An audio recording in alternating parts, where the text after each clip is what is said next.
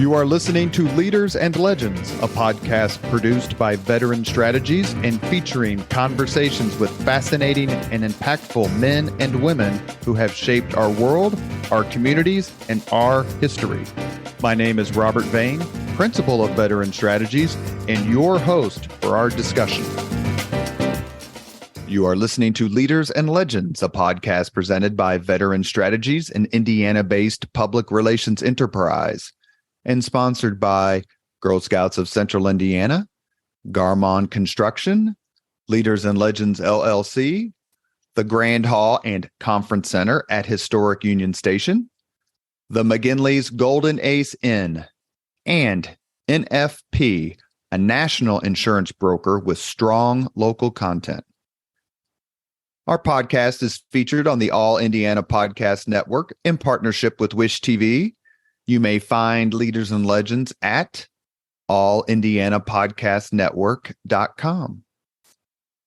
Thinking of starting a podcast or need to host a public meeting? Let Leaders and Legends LLC be your partner as you look for new ways to communicate your message. Please contact Chris Spangle or me at leadersandlegends.net. And as always, all our podcast interviews are dedicated to the legacy and generosity of P.E. McAllister. Thank you for joining us on the Leaders and Legends podcast. Our guest today is James Kunetka. He has written a book, which I've just finished, called The General and the Genius, Groves and Oppenheimer. He has also written other books, nonfiction. He specializes in the atomic age. He also wrote another book on Robert Oppenheimer called The Years of Risk. I stumbled upon his book quite accidentally. I am so glad I did. It's the best account of this particular project I've ever read, although Richard Rhodes's book, The Making of the Atomic Bomb, is excellent. It's a little science heavy for me. James, you do a great job of helping out us non-sciencey people explain exactly what's going on. Thank you so much for coming on the podcast. It's an honor. It's my pleasure. Thank you. Let's just jump right in with kind of 2023 and the influence, the impact of the movie Oppenheimer. It is taking the country by storm. It is tailor-made in a lot of ways for social media. Hopefully it is reigniting, no pun intended, an interest in this project, in the decision to use the bomb. What do you, as a historian, what do you make of what's happening in 2023 with regard to the movie, the man, the bomb? Well, first of all, let me say that I've seen the movie. I like it. I have recommended it. And it has served many purposes, not the least of which is to reacquaint several younger generations of Americans and probably young people worldwide to a story that now sort of lies in the past. We face, even today, the battle between Russia and the Ukraine. There's constant mention of nuclear weapons. And that may not translate into a lot of younger lives, but Oppenheimer has brought up again the individual who led the effort to make the bomb and the consequences, both for himself, the people who worked on the bomb, and of course for the victims of the bomb in Japan. I'm resisting the urge to go in reverse chronology here and talk about the decision first. We'll talk about that towards the end of the podcast. But for someone who either hasn't seen the movie or isn't really sure the context of this project, of the Manhattan Project, you do a terrific job in your book about saying, okay, this didn't necessarily come out of nowhere. And once the theories, once the perceived threat or potential of Nazi Germany to create an atomic bomb, things moved very rapidly. Is that a fair statement? Very fair. I think you might think of this as a series of tributaries that feed into a single river. One of the tributaries in the last century is the rise suddenly of the study of physics, particularly quantum mechanics. The second is post-World War I, the rise of the Nazis in Germany, and along with that, remilitarization within a culture and society that was highly advanced technologically. And third, of course, the outbreak of war. And in 1939, and then 2 years later, the attack on Pearl Harbor. All of those combined to bring together, individuals and moments and sort of movements that resulted in probably the greatest technological and scientific shift that occurred in history. It was just this confluence of events. In fact, now looking back almost 80 years, what you can see is that what happened at Los Alamos, what happened with the Manhattan Project in general, were a series of management techniques, the use of big industry and unparalleled dollars. Everything that occurred in the 1940s actually led to putting two men on the moon in 1969. And that's how powerful that movement was. And even if we no longer think of Hiroshima and Nagasaki, the legacy of the bomb, the legacy of Los Alamos, the legacy of Robert Oppenheimer and General Leslie Groves are still with us. It's just these are the tributaries that we're not always looking at. Einstein, he was probably the most famous scientist in the world at this time, before leading up to World War II. How important was his letter? So scientists come to Einstein and say, we need your help to get the Americans' attention on this. You've got the credibility in the name. If you do something, then you sign your name to it. The president of the United States, people will pay attention. What's the process of them going to Einstein, and how important is that letter still? The letter's important largely because it came from Einstein.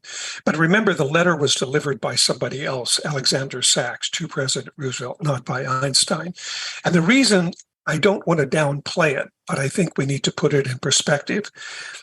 The discovery of fission occurred in the latter part of 1938. So that by January of 1939, that discovery was known all across the world, but certainly in the United States. As soon as scientists discovered that the atom could be split, it was immediately clear that enormous power lied in that splitting. And that if you could then create a chain reaction, in other words, split an atom, split more atoms, you could release unparalleled energy, which could either power a ship, light up a city, or destroy a city. So that was well known. And the scientific community in this country, largely led, at least in the physics area, by scientists who had escaped Europe because of the Nazis, they were clamoring at all of the universities. And you can be sure that Franklin Roosevelt, and particularly his scientific leaders, already knew about the implications of, technically, or at least feasibly, of about a bomb. I think I don't want to demean it, but I think the letter was like the frosting on the cake, but the cake was already there. What are some of the names of these scientists? As you said, a lot of them were immigrants from Europe. It's interesting how throughout the war, Hitler's racial theories led to his demise, not only in what we're talking about now with the scientists, but how he fought World War II in Russia and places like the Ukraine, who welcomed the Germans as liberators, and he slaughtered them and so on and so forth.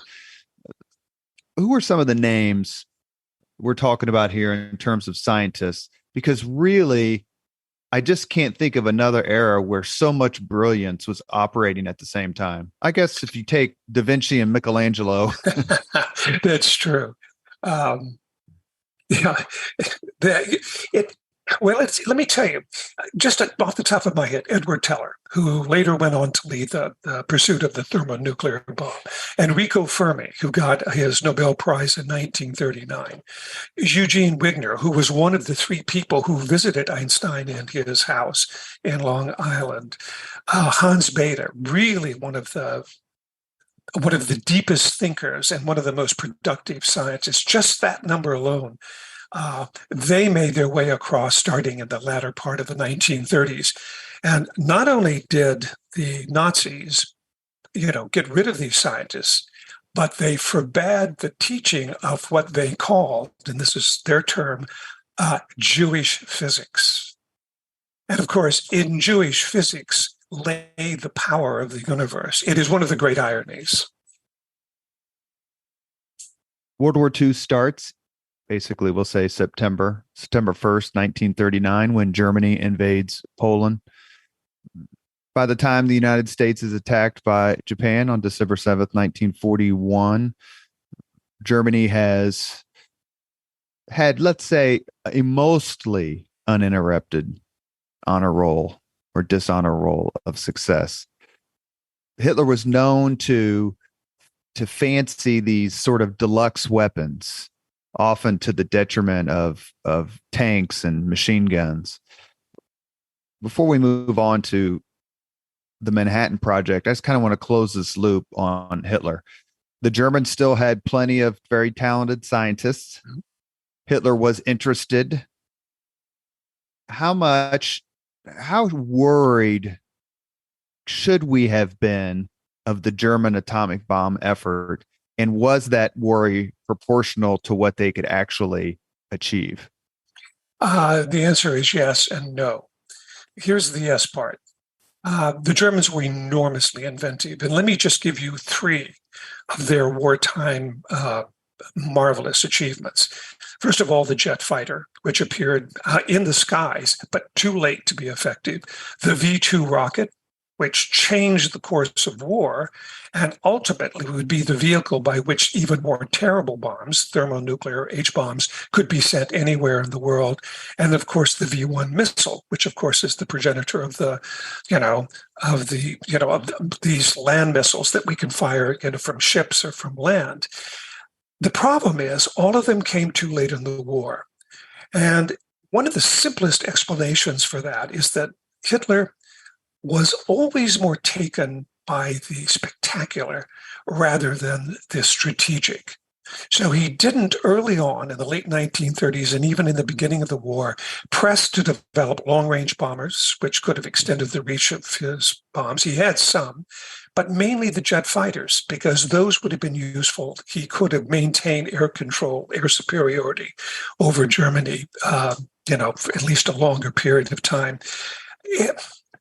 It's hard to say. It's like the individual who inherits a great deal of money, but instead of reinvesting most of it and spending very little, he spends almost all of it and then is left with nothing in the end. And I think that was the fate of science technology. But there's no question. The problem is that because it came so late, they could not achieve what they wanted. The V-2, which could attack London or Antwerp, would appear silently out of the sky, but it only contained a 1-ton bomb. And that was not enough really to do enough serious damage. So the German atomic bomb program, how close did it come to even half of the achievements of the United States? Because is it Walter Heisenberg? Was he the one? Yes. Who was incredibly brilliant? Yes. And he was the one who was leading the fission project in Germany. We didn't really know all this until we really were in Europe, I think in 1944. The government, the army had sent over a special team just to find German scientists, but particularly nuclear scientists. The closest they got, despite endless YouTube videos saying otherwise, the closest they got was creating a small reactor. And their concept, their theoretical work, oddly enough, was limited. And we know this now because including eventually Werner Heisenberg, when Germany began to fall, they were taken to England and put in a special house, a big manor house. Every single room was microphoned. And when news of the bomb in Japan dropped, Heisenberg and the others were disbelieving. And as they began to talk about it, they revealed their concept was a bomb of such enormity and requiring so much uranium that it would have been impossible for them to have produced it in a reasonable period of time, when in fact, the little boy bomb that fell on Hiroshima, you only used 155 pounds of the uranium isotope U-235. You are listening to the Leaders and Legends podcast. Our guest today is James Kunetka. We're discussing his book, The General and the Genius, Groves and Oppenheimer, the unlikely partnership that built the atom bomb. Let's follow up with Oppenheimer before I ask you about Leslie Groves, who is so astoundingly impressive. But Oppenheimer, where was he? How did he get drawn into the project? What were his qualifications? What were his qualifications not only as a scientist, but as a project leader? Oppenheimer was a theoretical physicist. He was, as we probably all know, and if any of your listeners have seen the movie, you will know, he was enormously gifted, intellectually brilliant young child. He went to Harvard, graduated in 3 years. His intention was to study chemistry. He went to Cambridge, but discovered at Cambridge he really was not that interested, and he was clumsy. He kept dropping test tubes. But at the same time, he became aware of the emergence of quantum mechanics, this very rare and now breaking new field of physics in Germany. He went to Germany, got his PhD, studied with, among others, Werner Heisenberg, came back to the United States in the 1920s, and took up a post at Berkeley. So from the late 20s to the late 30s, he was helping to build up the United States as the premier place for the study of theoretical physics. When the nucleus was split, and when the implications of that became known, it transformed physics, because suddenly it wasn't just theory. There was this very reasonable, practical use for this kind of theory. So everybody began to explore it. He got involved with doing some theoretical work. He helped lead a group of projects paid for by the government that at this point was already supporting research in many different fields of science, but related to war. And eventually, when the Manhattan Project was created in 1942, and General Leslie Groves was made the director of that, the military director, it was clear to Groves that there needed to be a place isolated and secure where scientists could make the bomb. Oppenheimer became involved, but it was kind of a series of steps. One by one, it brought him closer and closer to the position. He realized, I think, by 1940, that as a professor, he had published many papers. He was well regarded, but he should have received a Nobel Prize if he was going to get one. He had been nominated, I believe, 5 times, but didn't get it. So as the war approached and this possibility of this weapon became possible, his colleagues, Ernest Lawrence, were already involved in the project, and he saw this as a possibility for not just contributing to the country, doing his part for defense, but establishing a name for himself. So he actively went after the directorship, and that's kind of the process by which he got drawn into it. Now, this is ironic because this man had zero management experience. I would be surprised if he led a group of graduate students that existed more than 5 or 6 people. So we're not talking about somebody who managed a university or even a physics department, but we know he had something inside of himself. And did he ever get, I don't think he did, but correct me, he never received the Nobel Prize? No. And then, of course, once the war was over and the atomic bomb had been used and was out there, then the Nobel Committee was not going to give the prize to somebody who had made a bomb. So that eclipsed it. At that point, I don't think Oppenheimer cared that much anyway. There's an argument that could be made he deserved the Peace Prize. And I think you could make a very valid argument for that. His partner in your book is Leslie Groves. He is a career military man. I think he went to West Point, graduated from Yes, West he Point. did. Uh, he has the greatest 1-2 punch of anybody I've ever encountered in terms of what did you do for the war? I'll ask you about that in a second. Tell us a little bit about Leslie Groves and why he was selected, other than the fact that he incredibly had the back-to-back projects of building the Pentagon and then overseeing the Manhattan Project. That is just absolutely astounding to me. Go ahead, James. He, as you say, he was a career man. His father was a lawyer who then became a Presbyterian minister, who then turned around and joined the army as a minister. And as a consequence, young Groves, he never used Leslie. He was always known to his friends and family as Dick. But Dick Groves grew up in the army, moving from place to place, and I think he really enjoyed it. He applied for West Point, didn't get in, went eventually to MIT for a year or two, studied engineering, applied to West Point, got in again. He graduated fifth. High grades, well respected, but not with a whole lot of friends and colleagues. He was pretty much of a loner. He then, this was 1918 when he graduated, too late to actually participate in World War I, which meant that he was doomed to be an officer and to serve in a low rank for a very long time. Because as soon as World War I ended, the government stopped funding the army at a reasonable level. Groves spent a lot of time in engineering projects, including the Panama Canal in Nicaragua. But as you point out, he found himself in Washington. He built millions of dollars of military housing. And I don't remember, it was in 1940 or 41, he took over the Pentagon building. And as you say, he finished it in record time and under budget. And when he actually had received an assignment to go overseas as the engineer to the attack on Africa, the Torch Campaign. He was going to be the Army chief engineer for that. When he was approached by General Somerville, and he was said, "I have a new assignment for you." And Grove asked, "What is it?" And he said, "Well, it's this project, this special weapon." And Groves had heard about it.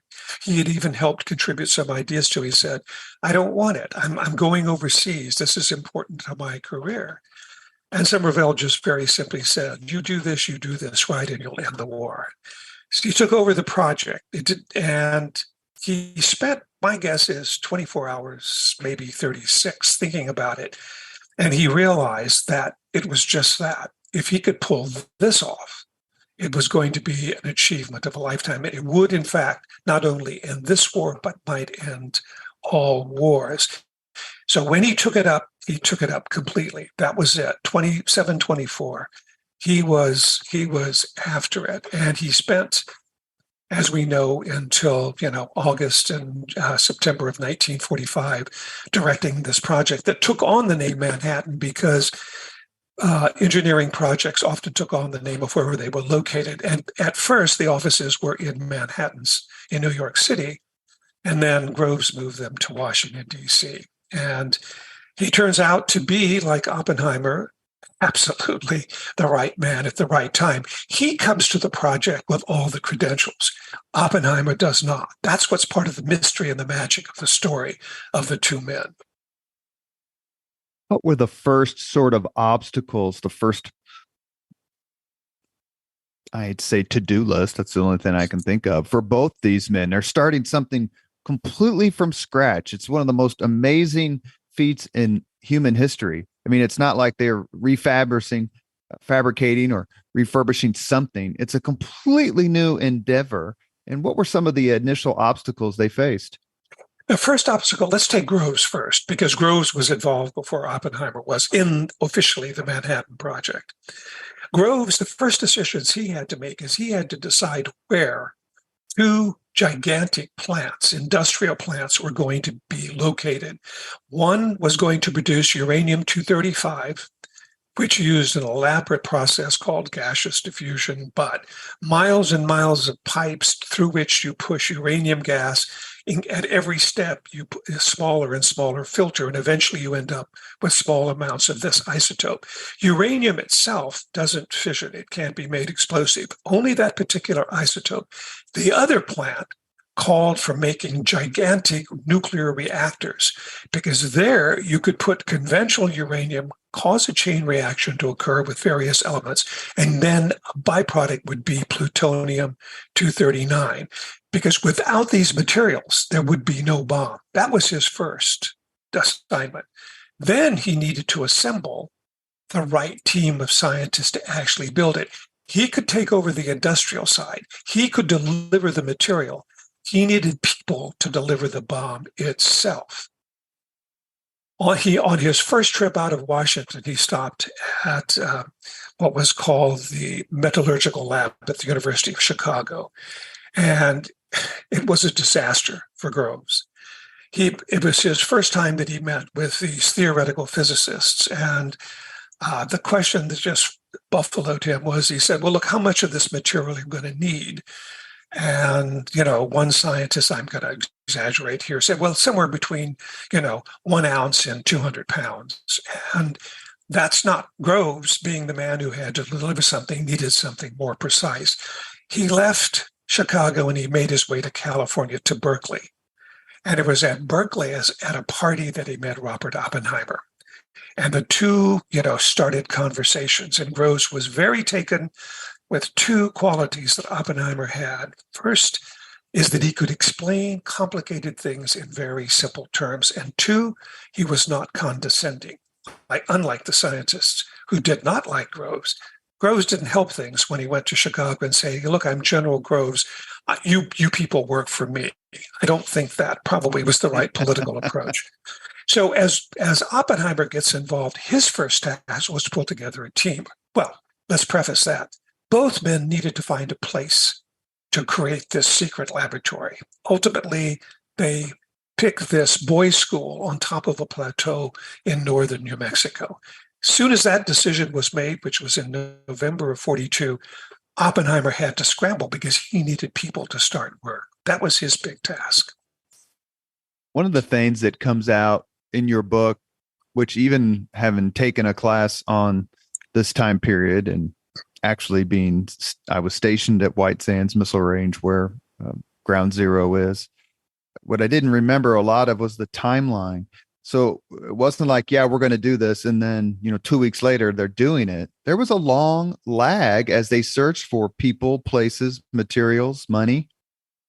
Yeah, absolutely, because there were a variety of places that were considered. Groves didn't want a laboratory close to a university or a big city, because what he feared was a leak, that the more interaction the scientists had with ordinary people, the person at the grocery store, their doctor, something might leak out.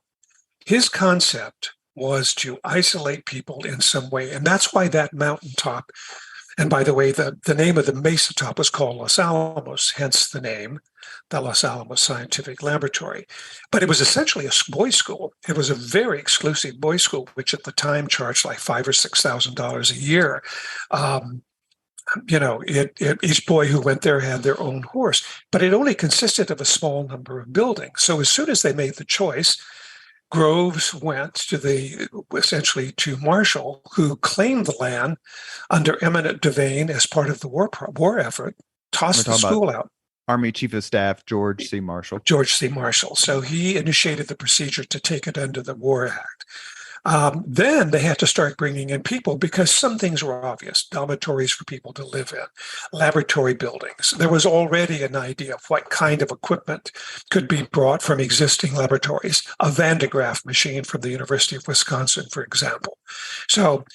But in January of 1945 or February, basically, there was a school with a lot of snow and a couple of, ditch diggers trying to carve out this frozen ground. I mean, there just wasn't much there. I read this somewhere, so correct me, please. At one point, the Manhattan Project's facilities were using 25% of the total electricity used in the entire United States. That probably is a reasonably safe number because Los Alamos itself would not have drawn that much. But the plants at Oak Ridge in Tennessee, and for your readers, they can Google both those locations and you'll get aerial photographs. These are massive installations, massive. And along with each installation were towns to accommodate the people, because each one of these plants involved thousands of people. The Manhattan Project employed at its peak 600,000 people. So these were not small backorder operations, and that's why Groves really deserves as much credit, if not more, than Oppenheimer, because he kept the whole business going. You obviously had a choice when it was time to title your book. Why did you give the general top billing? This is a secret, so I'm gonna spill the beans. It was my girlfriend who suggested it. And I said, no, I think it should be the genius and the general. And she said, no. She said, I read. She's an editor, so she said no. She said, General Groves comes alive in this book, and you realize that Groves would have been there regardless of Oppenheimer. It could have been somebody else besides Oppenheimer, but Groves was there. And I don't mean to short shrift Oppenheimer. He played it. The two of them were critical players, but that argument made sense, and so I went with it. Now, when I say the general or the genius, in my ears, it sounds better than the genius and the general, but that's only because I've been saying it and it's on the book cover. But thanks for asking. You're welcome. You're the first to hear it. When I was reading it, I was like, well, Oppenheimer gets, I think is probably in your book a little bit more than Yes. Groves. So it made me wonder. And then I looked at the spine of the book, which is right here in front of me now. And I went, well, it may not be really a lot of deep thought since general alphabetically would come before genius. Maybe he just decided to do it that way. But your explanation makes great sense. Unfortunately, not very profound, but it's the life of the historian. You are listening to Leaders and Legends, a podcast presented by Veteran Strategies, an Indiana-based public relations enterprise, and sponsored by Garmon Construction, Leaders and Legends LLC, the Grand Hall and Conference Center at Historic Union Station, the McGinley's Golden Ace Inn, and NFP, a national insurance broker with strong local content.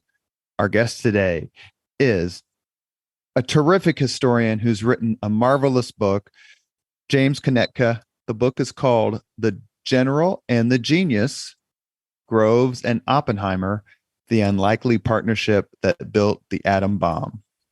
What were some of the obstacles to overcome by both men, but perhaps especially Oppenheimer, when it came to recruiting people to come to this place and be involved in the project? I think one of the first obstacles was just simply its location. Oppenheimer, and eventually he assembled a small team. Ernest Lawrence was another one who went out and helped recruit people. Many keep in mind that this was there were probably a dozen, maybe 24 big names: Enrico Fermi, Edward Teller, Hans Bethe. These people were the individuals that Oppenheimer really wanted to come, and if he could get them, it would be easier to get other people. But the actual body of individuals would be young people probably in their middle 20s. And they would come out of colleges, graduate schools. Maybe some of them would be doing postdoc work. These individuals had a choice. They could go into the service and serve, which some chose to do, or they could continue on war work in the universities. They could stay in the cities where they had movie theaters and restaurants and popcorn machines. What Los Alamos promised was this place in New Mexico that nobody heard about. And indeed, as people began to make their way to Los Alamos, they were struck by how crude it was. No paved roads. And when it rained, the roads were mud. I mean, the word got around, but Oppenheimer was extremely successful. And I think he gave the same pitch that that Groves made in a slightly different form. I think what he said was, look, we know the Germans invented fission. They discovered it. We know they're working on a bomb. They still have enormously bright people. They may well get the bomb first. And if the Germans get the bomb, they're going to use it.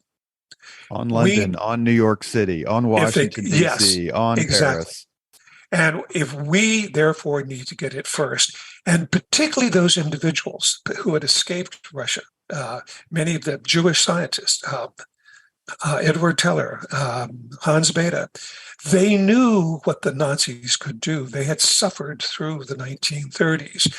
And I think that it was as much that willingness to serve to prevent fascism from succeeding as it was the prospect for science. I think the younger people, the Americans whose whole life had been spent in Madison and Minneapolis and San Antonio and Los Angeles, I think for them, it was an opportunity of a lifetime. And as they heard who was coming to Los Alamos, can you imagine a university on the Hill where you can work with Enrico Fermi? I mean, this is an extraordinary opportunity. So it became easier and easier to get it. But Oppenheimer never fully stopped recruiting people. We mentioned a few minutes ago that Oppenheimer never received the Nobel Prize for physics, but several people who were involved in the project did. Who were some of these scientists? Hans Bethe received his. Edward Teller never got one. Los Alamos actually has a video. You can go to YouTube and it lists them. That, of course, that's the only one I can remember in a moment. But it's a handful of people, and it isn't for their work on bombs. It's what they did, right, what they did after the war. I think again, just to help illustrate for your listeners, to understand the magic of the Mesa Top in 1943 to 45, the best science in the world was occurring there. Endless dollars. It was before the war. Science was conducted in universities where a professor might have $100 grant to do an experiment. They had unlimited funds. They could buy everything. They could do virtually everything they want. And they had silver plate. They had a AAA top priority. So if they needed garden hoses, which they did, they could get them. And the idea that you could work with these other individuals, these big names, and literally be smashing atoms, changing the world, and even with the prospect of ending war, it was, and I interviewed dozens and dozens of these young men. They said, I can't explain to you the magic.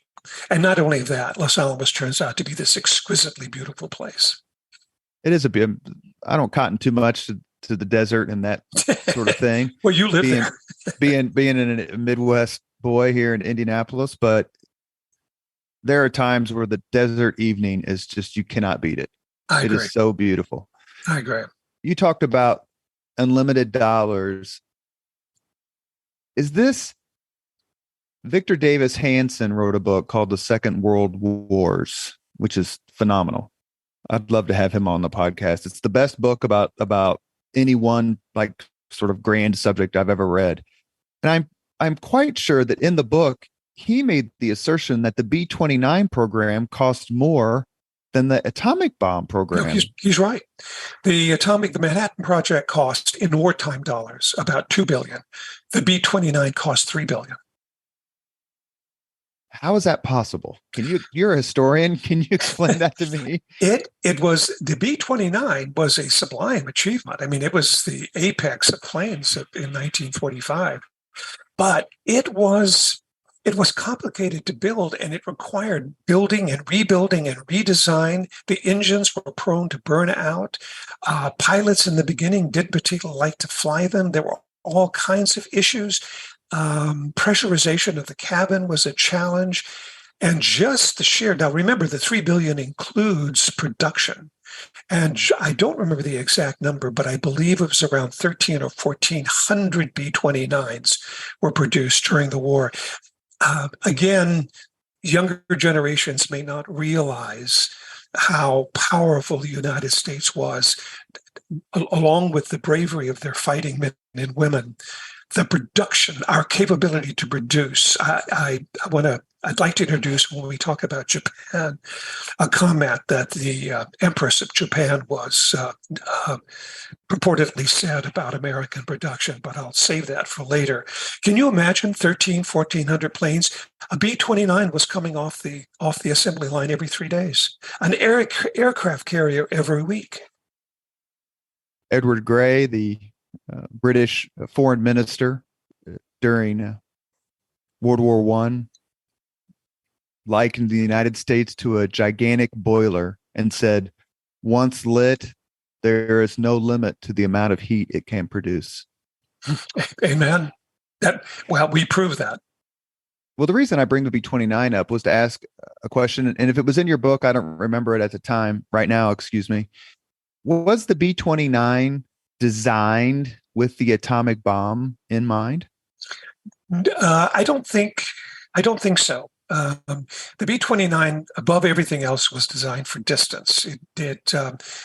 Remember, I mean, design on the work began in probably the late 30s or early 40s. So, but serious work in 1943, 1944. It was designed to essentially deliver heavy loads long distances, because there was no way that conventional planes, until the B-29, could leave even from Honolulu and fly nonstop to Japan and return. And remember that, we didn't capture Guam until 944, and Tinian Island. Those islands made it possible then to have these planes take off. But I do want to add a caveat.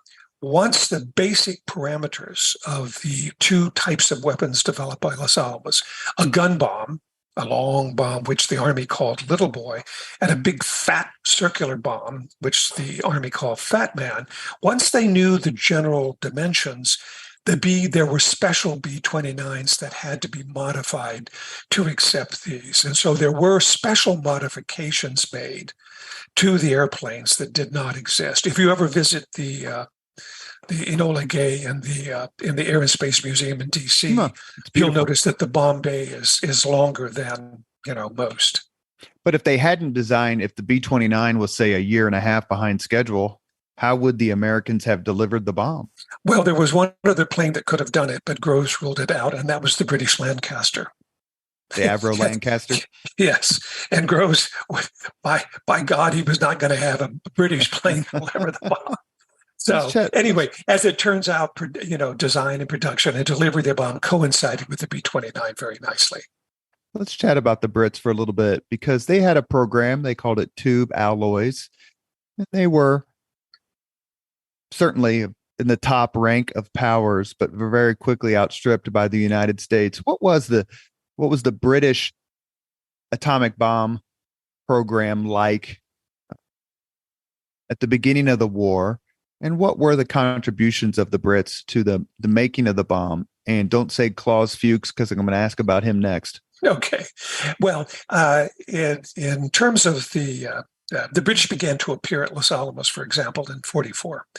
But where the British were is that they had done extremely fine theoretical work. In fact, their estimate of the amount of fissionable material necessary, uranium-235, was far more accurate than the American estimates, because we've been making our own. So, and they had both fine theoretical physicists, but also individual physicists who were working, applied physicists. They actually built things. And Franklin Roosevelt and Winston Churchill, when they met in Placenta Bay, they agreed to share information. And so what the British gave was all of their theoretical work, and they promised their best scientists, which just, by the way, happened to include Klaus Fuchs. But when they came, they were in various locations, but the team at Los Alamos were actually very useful. They helped design the gun bomb. Fires one piece of material into the other. The implosion bomb literally takes a tennis ball of plutonium and compresses it uniformly. And you do that with explosives. But how you design the explosives is the challenge. The British made serious contributions to that at Los Alamos. They also made very excellent contributions to what theoretical work was being done on the thermonuclear. So they were valuable participants. And by the way, everybody agrees that their parties at Los Alamos were the best because the bottom line, you drank before you ate. I mentioned Klaus Fuchs. I think David Greenglass is the other fellow prominent. A few minutes ago, you discussed General Groves's fear of leaks and this information and espionage, despite everyone's best efforts, everyone loyal to the United States or allied cause. There was a considerable amount of very pernicious and, for the Soviets, beneficial espionage. You detailed it in your book. Talk about it for a little bit with us, please. Well, secrecy and protecting the bomb was preeminent. I mean, it was Groves, in addition to getting a bomb, that was up at the top because the Germans, conceivably even the Japanese, but even Groves was thinking post-war II. He really wanted the bomb to be an American, ownership. I mean, if he had to share it with the British, he had no choice because that was the decision made at the presidential level. But what the Klaus Fuchs was particularly, there were four, as it turns out, four spies. Klaus Fuchs at Los Alamos Klaus Fuchs was the only foreigner. He was German. He was Lutheran. His father was a Lutheran minister. In the 1930s, he was highly active as he was a socialist and perhaps even a communist. He had to flee Germany. So he went to England. I think he already had degrees. I think he may have gotten an advanced degree there in England, and he was working on the Tubalois project. And he therefore subsequently was brought over as the team. The other three were Americans. It was David Greenglass, who gave information on the explosives. There was Ted Hall, who graduated from Harvard at 18 and went to work, brilliant theoretician, who unfortunately for us was placed in the theoretical division and consequently knew all of the secrets of the implosion and gun principles. He was useful to the Soviets. Neither one of them knew each other.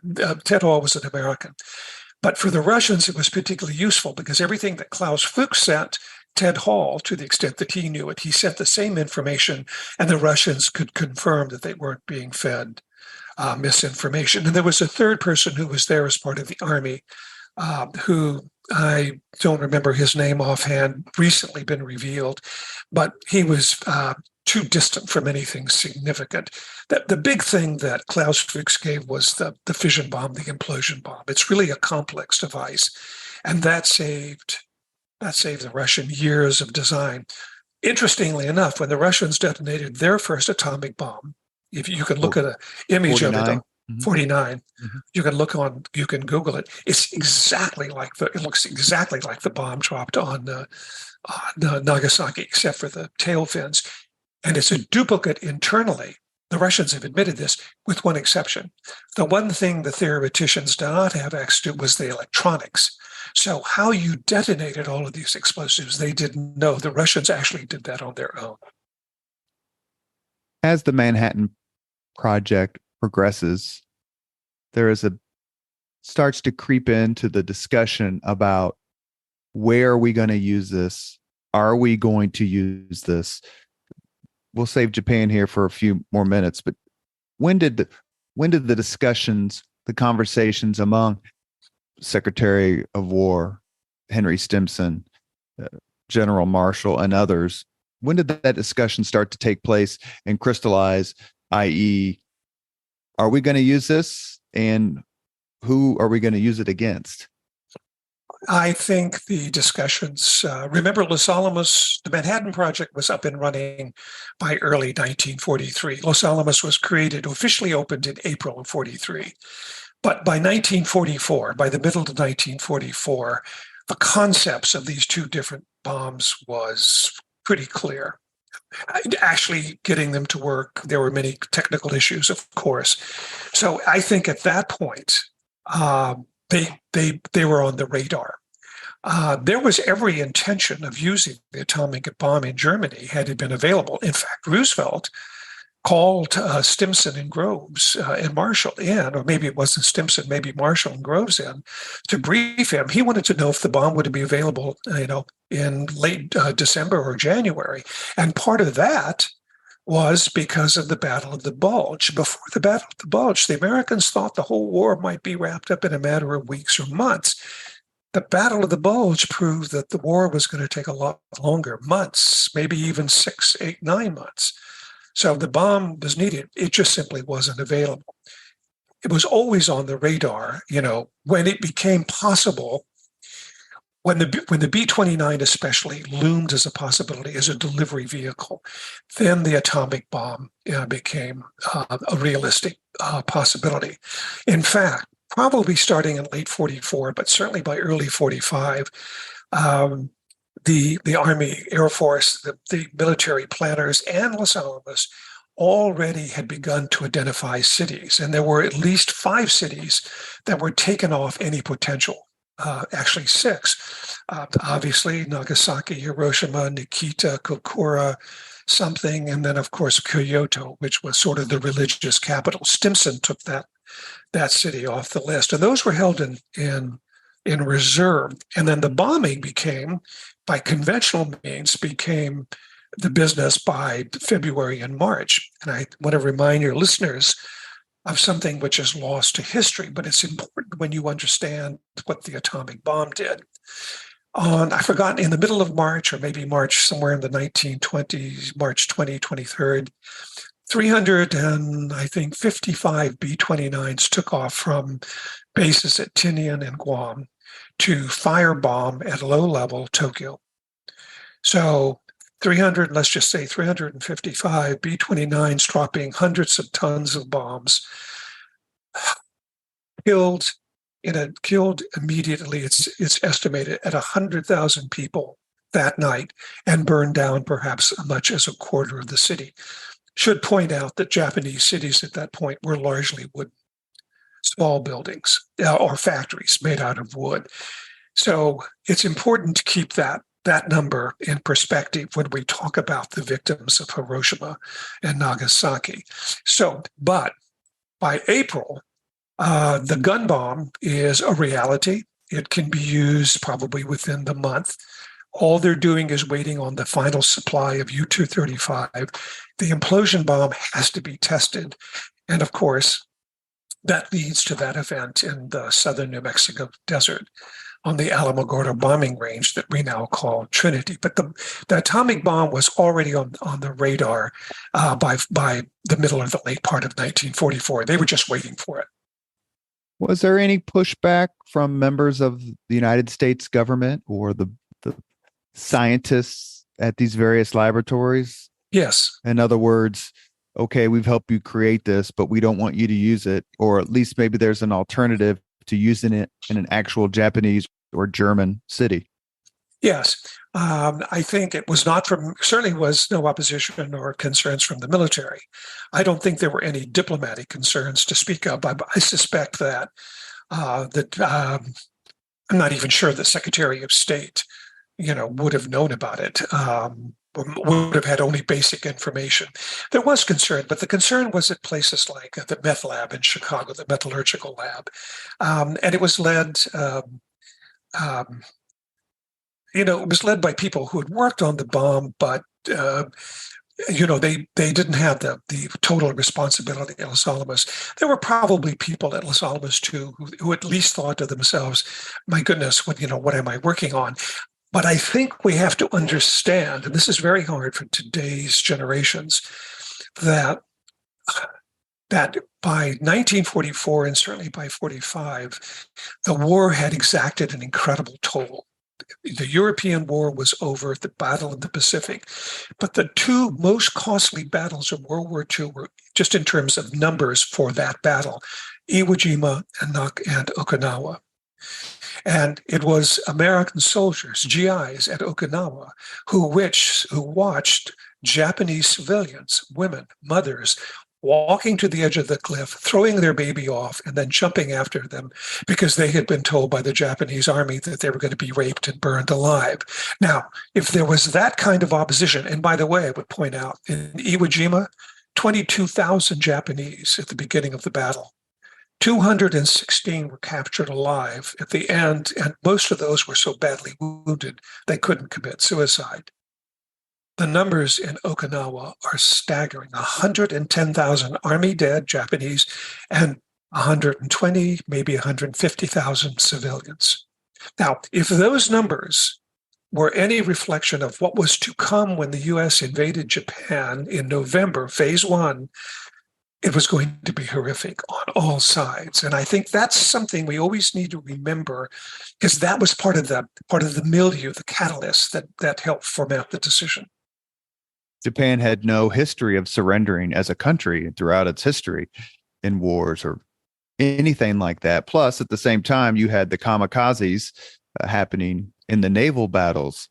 It's interesting to read the letters and the diaries of the soldiers and the sailors and the Marines who were over there, and their astonishment at the culture, and I guess religiously fueled culture of the Japanese. They're just not going to surrender. Like, you're going to kill me anyway, so I'm going to fight to the death. And I think it was Marshall and Stimson estimated to Truman, not 1 million deaths, but 1 million casualties, involving an Allied invasion of Japan. Yes. And the war would maybe last another 2 or 3 years. You're talking about 1947, 48. Of course, we don't have a final, we don't have the final result because the war did in fact end. But that was the reality of the time.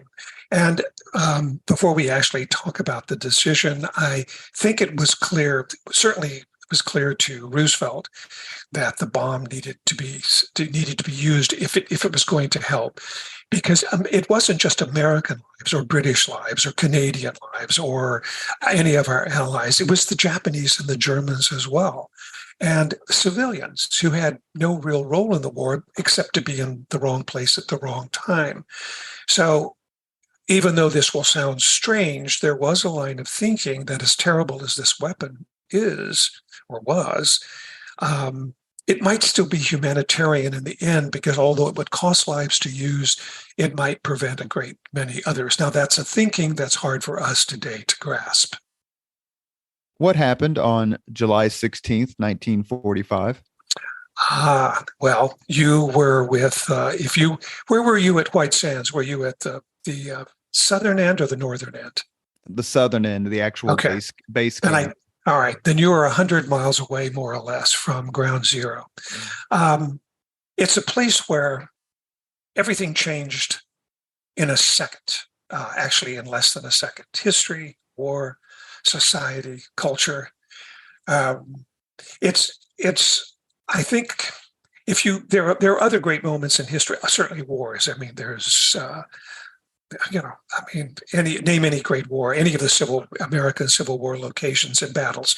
But those kinds of battles took place over time. You had, the discovery of the Aztecs and the Mayans and the Incas by the Spanish conquistadors. You had the discovery of fireworks and gunpowder by the Chinese. Those are all powerful things, but they occurred over a longer period of time. The atomic bomb was the fulfillment of intellectual horsepower. And when it detonated, it didn't just produce a bomb, it produced a whole new world of possibilities. And it was in a second. And as you know, today, unlike when you were working there, it's opened once or twice a year to the public, just ground zero, nothing else. And you can see the birthplace of the atomic bomb. But it's one of the few places you can go where you can see this 80 years later, the residue of this moment of place and time. It's a hallowed spot, but not one to glorify. It's just hallowed because human beings did this, and it's the double-edged sword. What is smooth, and consequently you have electric power, nuclear power, or it's sharp, and you have the bomb. And that was the product of July 16th, 1945. It's where they tested the first atomic bomb and had the actual detonation, which you describe so wonderfully in your book. We have a few more minutes left with James Kunetka, who has written this marvelous book about the relationship between General Leslie Groves and the genius Robert Oppenheimer. We're discussing his book right now. July 45, the test is made at the same time. Truman is over in Potsdam for a summit with Stalin, Churchill, and then eventually Clement Attlee. He kind of breaks the news to Stalin. Stalin's like, oh, how very good. It'll be of great use, acts like it's no big deal when, as you describe in your book, he knows more about the bomb than Truman does. Truman doesn't know anything about the bomb until he becomes president, even though his committee in the Senate had tried to investigate these massive expenditures, and he was kind of warned off by Stimson, like, you're going to have to trust me on this one, Harry. What do you think of Truman's decision to use the bomb? James, you're president of the United States in late July, early August, 1945. What do you do? Well, let me tell you, I'm president in July of 1945. And what I'm looking at is a war-ravaged Europe. This is Truman's first visit to Europe since he served in the army in France in World War I. And he's in Berlin. In Berlin, this magnificent city of several million is now rubble. And he's seeing women in shabby clothes, emaciated children, piling bricks and trying to plow their way through the rubble of this once great city. And the cost of the war becomes increasingly clear to him. And he meets Stalin and Churchill and then Attlee, and he comes back home and he's looking at the latest statistics, the latest deaths from, at this point, the Battle of Okinawa is over. And what he also knows in play is that hundreds of thousands of the GIs that have been fighting in Europe are now on ships, and they're making their way back either around the Horn to come to the Pacific, or they're coming to the States. Thousands are already on trains making their way from the east to the west. Hundreds of ships have already been placed in Guam and other locations. The Army has ordered, I think, 2 million Purple Heart medals in anticipation of the battles to come. And he's looking at all this data. And I think what he's thinking is, I have a weapon which might end this. How can I not use it? And then he's probably asking himself, well, what if I don't use it? And then he's asking himself, number 3 is, how could I possibly go before the public after this invasion of Japan, in which we have 50, 100, 200, 300,000 deaths of Americans, and say, well, I had this weapon, but it's such a terrible weapon, I couldn't use it. I think that's his thinking. And for better or worse, that's his legacy. The historiography on the decision to use the atomic bomb has changed. I won't say grown, but it's changed. I had a professor in graduate school who said that a lot of it had to do with Vietnam and the questioning of the use of American power. But there was very little question at the time. After it was used, I mean, you have to put yourself still in a kind of a Pearl Harbor mindset. But the American people, how did they react to the use of the bomb? Well, as soon as they found out about it, and I think as soon as they realized, and they got to see photographs of the Hiroshima and Nagasaki, I think they were joyous. I remember a public opinion poll in 48, before the arrival of the Russian atomic bomb, that even a year or two after the war, there was something like 70 or 75% of the American public approved of the use of the bomb. I think they were just glad to get people back. It's true that it changed. I want to quote your readers something which is in the book, which you read, because it's a very tender moment. The day after Hiroshima, Groves is briefing General Marshall, Secretary of War Stimson, and Hap Arnold, who's the Army general in charge of air. And he's showing them photographs that had been flown overnight, reconnaissance photos of these devastated cities and the cloud. And apparently, he's a bit too enthusiastic about the discretion. The discretion. And it was Marshall who said, "Well, General, aren't you thinking about the Japanese? There were a lot of Japanese killed in those bombs." And it caught Groves off guard, and he paused for a moment, and he said, I was thinking about all the Americans that were killed or starved or beaten to death on the Bataan Death March. And I think that's the sentiment of Americans in 46 and 47. It would be be a grievous error on my part if I did not mention this aspect of the atomic bomb tragedy. You dedicate a few pages to it, but the sinking of the USS Indianapolis. Mm-hmm. I did a podcast a couple of years on that with authors of the latest and best book. And actually, in my neighborhood growing up, we had an Indianapolis survivor. His name was James O'Donnell. We were all scared to death of him, of course. And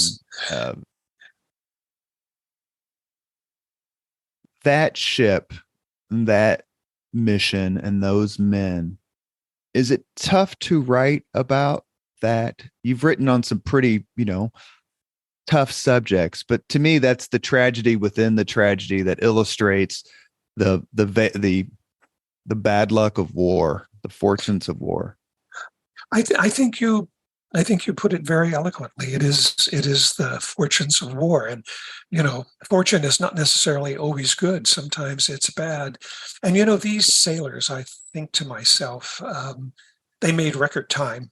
When they left, did they leave San Francisco or was it San Diego? I think it was San Francisco.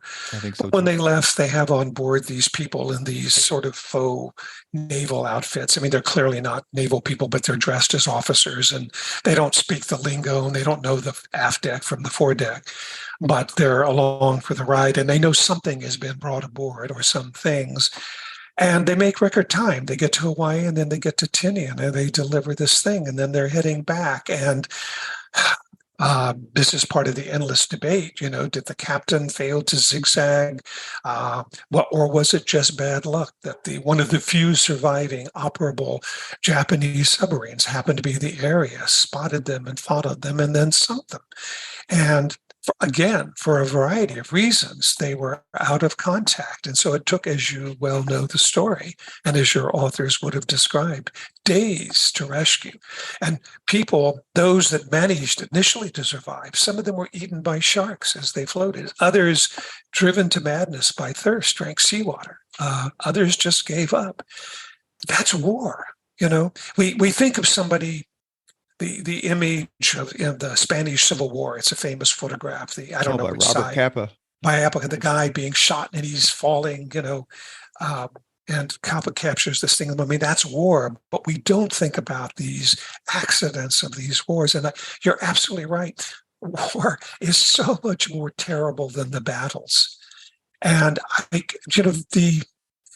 the latest thinking, it goes up and down, but a very realistic number for the price of World War II, all theaters, is about 75 million, the majority civilians.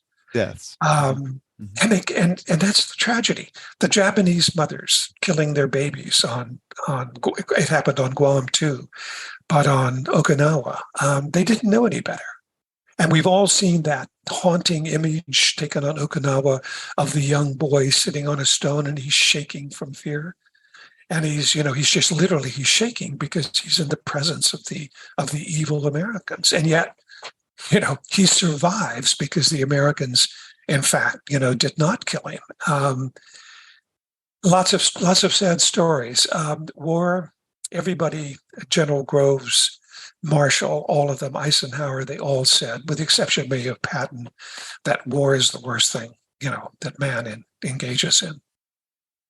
What happened after the war with General Groves and with Dr. Oppenheimer?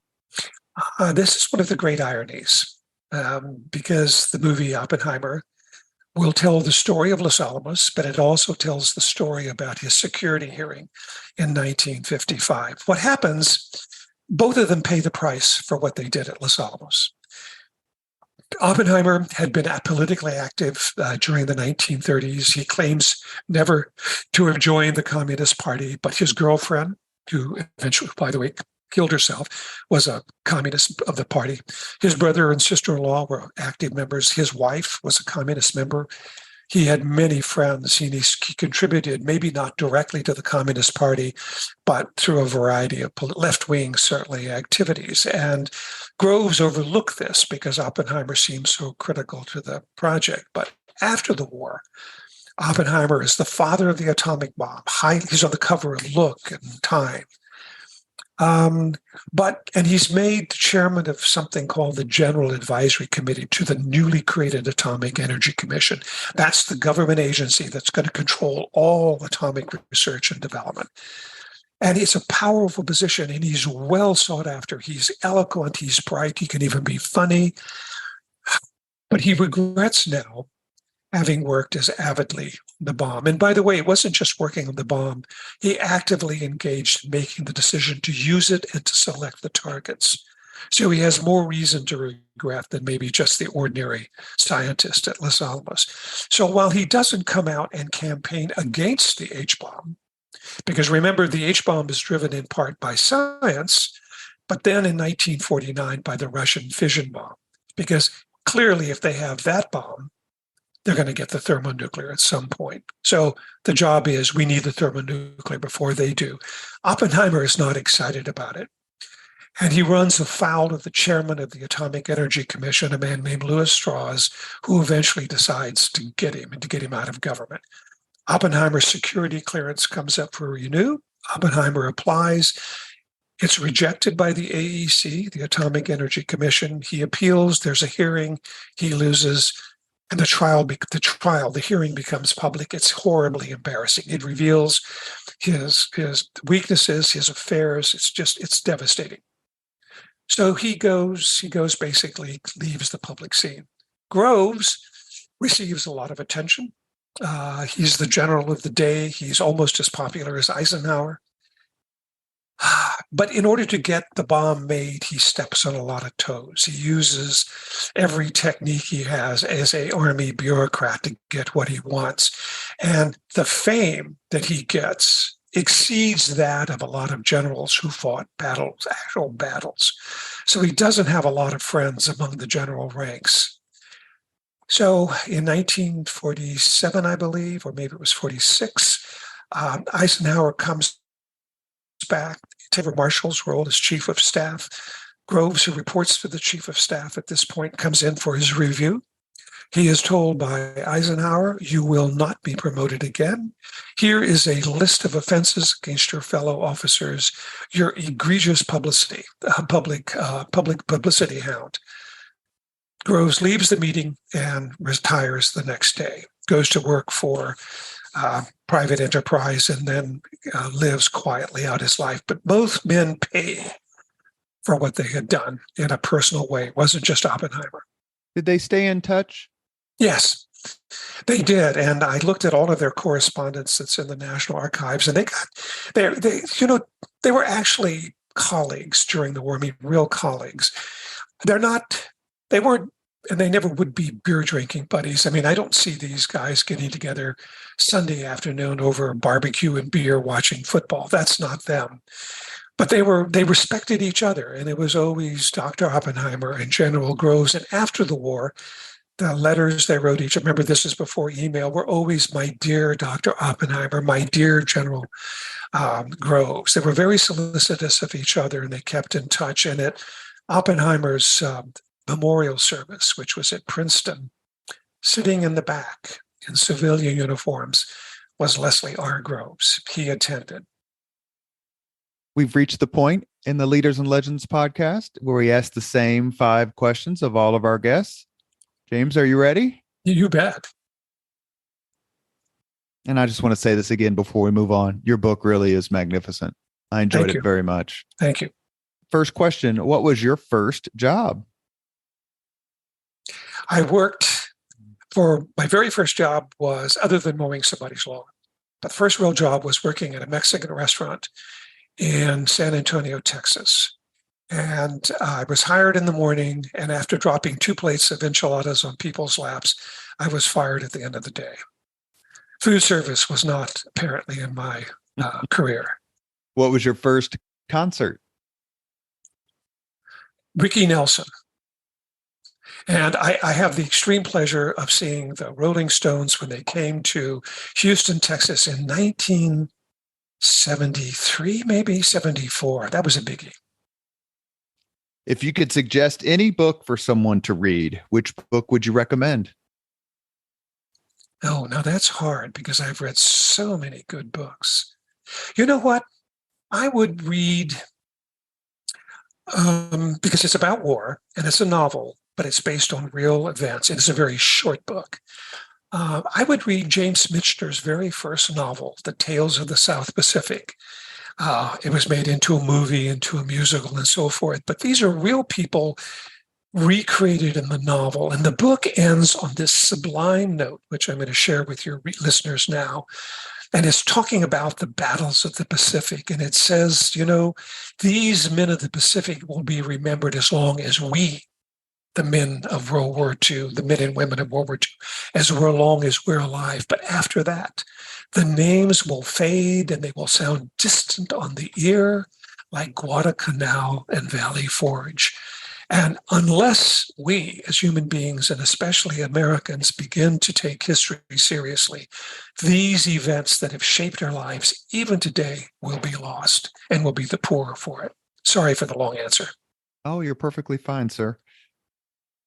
Question 4, if you could witness any event in history, be there in person as it happens, which event would you choose? I'm going to give you Trinity Site. That's a freebie. So you get to choose another come one. on. That's a cheat because that would be number 1. Okay, number 2. I asked this question of my friends and people I meet just to see what they say. And the question is, what event would you like to watch? You are invisible. You can't be seen. You can't change anything. All you can do is observe. So I'm going to add those qualifications to your question.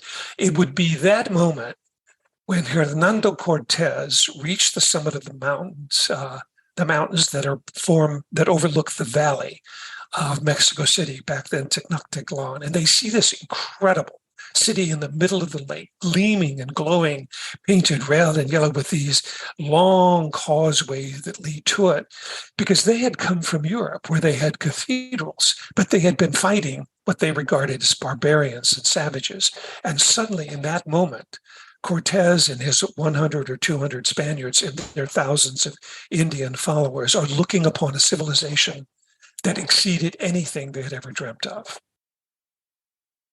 Last question. If you could have dinner with anyone living today, 2 hours off the record to talk about anything you choose, whom would you choose? Now that is tough. That's a very good question. I'm tempted to say Keith Richards because I read his book and I really think he's an interesting person. Maybe my time would be better spent. Speaking of good parties. Yeah, I think that's it. Well, yeah, there'd be plenty to drink. Gosh, that is really tough. I've met so many interesting people. I have to pass. I'm sorry. That's just say too Keith hard. Richards. Well, okay, we say Keith Richards. Yeah. I mean, I read his biography is really interesting. He's a good writer. You have been listening to Leaders and Legends, a podcast presented by Veteran Strategies, an Indiana-based public relations enterprise, and sponsored by Garmon Construction, Leaders and Legends LLC, the Grand Hall and Conference Center at Historic Union Station, the McGinley's Golden Ace Inn, and NFP, a national insurance broker with strong local content. As always, all our podcast interviews are dedicated to the legacy and generosity of P.E. McAllister. Our guest today has been James Kunetka. He has written a formidable, fantastic, enthralling book, the title of which is The General and the Genius, Groves and Oppenheimer, the unlikely partnership that built the atom bomb. James, you're a terrific guest. The book is brilliant. I have already given it out as a present to like 3 or 4 people, and I buy it new. Don't buy it used, because I want you to get some coin. And I'm going to dedicate this podcast, besides to my friend and veteran P.E. McAllister, to a guy nobody I know is going to know, and that's Mr. Jim Eccles, with whom I served at White Sands Missile Range, who is an incredible public servant. I had to introduce him to Van Halen. He had never heard of them. That was my service to him. He's a brilliant, kind, wonderful man. Jim, I hope you're still a skeptic. James, thank you so much for coming on the podcast. It's been an honor. Thank you. Thank you very much for listening to Leaders and Legends, brought to you by Veteran Strategies Incorporated. If you want to contact us about this program or our menu of public relations services, please send us an email at robert@veteranstrategies.com. That's robert@veteranstrategies.com.